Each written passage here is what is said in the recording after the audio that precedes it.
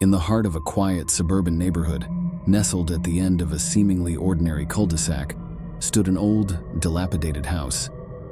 This house had long been abandoned by its previous owners, and rumors of its eerie past had swirled through the town for generations. Among the many unsettling stories associated with the house, one tale stood out, a chilling account of the haunted bathroom. The story began in the early 1950s when the house was inhabited by the Sullivan family.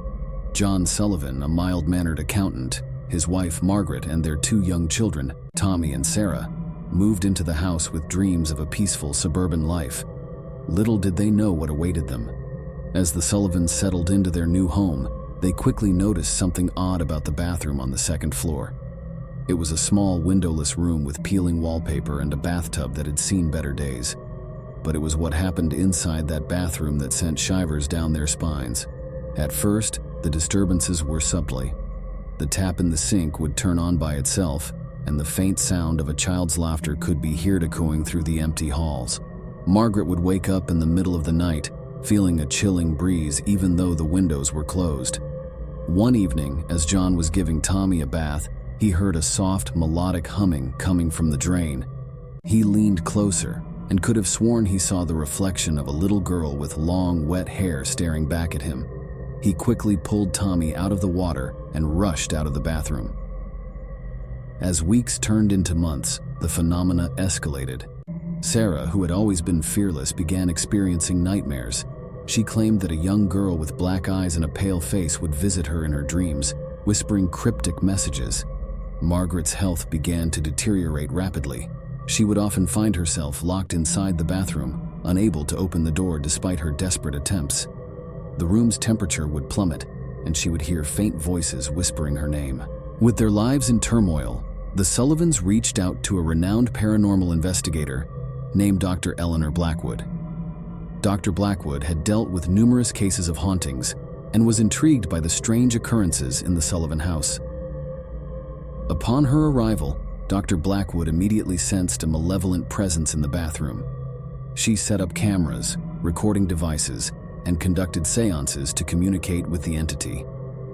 As night fell, the house seemed to come alive with eerie noises and inexplicable phenomena. In the darkest hours of the night, the bathroom door slammed shut, trapping Dr. Blackwood inside. The temperature plummeted, and the water in the bathtub turned icy cold. She heard the girl's laughter, echoing with malice. Dr. Blackwood, undeterred by fear, confronted the entity. She demanded to know its name and purpose. The entity's voice, filled with anguish, whispered, "Sarah." In that moment, Dr. Blackwood pieced together the tragic story of the house. Decades ago, a little girl named Sarah had drowned in that very bathtub, her spirit trapped and tormented. She had sought the Sullivan children, longing for companionship in the afterlife. With great effort, Dr. Blackwood managed to release Sarah's spirit from its torment. The bathroom grew still, and the temperature returned to normal. The entity that had terrorized the Sullivan family for so long was finally at peace. The Sullivans moved out of the house soon after, but the memory of those harrowing experiences haunted them for the rest of their lives. The bathroom, once a place of terror, was now a solemn reminder of the supernatural forces that lurked in the shadows of their quiet neighborhood.